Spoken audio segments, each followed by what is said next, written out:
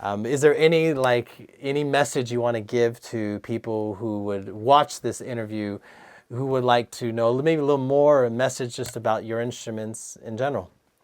Well, if you're interested in the instruments I make and my career in this field, there is a biography called Ned Steinberger, a story of creation and design or something like that. It's a pretty fun book, and certainly you could learn more than you want to know about me, I'm sure, from this book, and about the instruments that I've made over the years. And so I would recommend that to anybody who has a further interest. Well, I'll definitely check it out. Thank you for telling me that. Before we go, I still keep seeing the violin in the background over there. I see something on the wall. It looks like a traditional violin way back there. Yeah, okay. What is that? Is that a violin? Just a regular violin? That's a traditional violin, yes.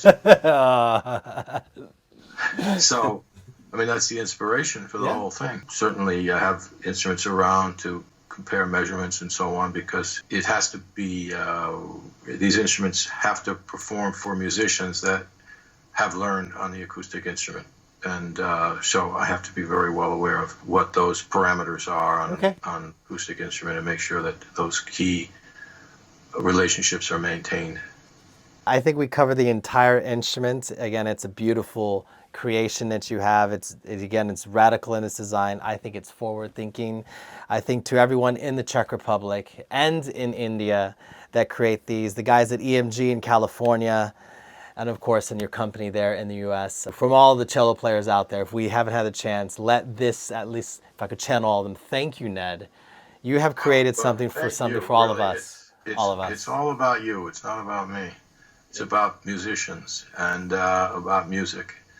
So that it's working for you and for others is so satisfying for me. I can't even begin to really fully express that. But it's wonderful to be able to talk to you. And thank you. You know, musical instruments have a kind of a magical quality for musicians.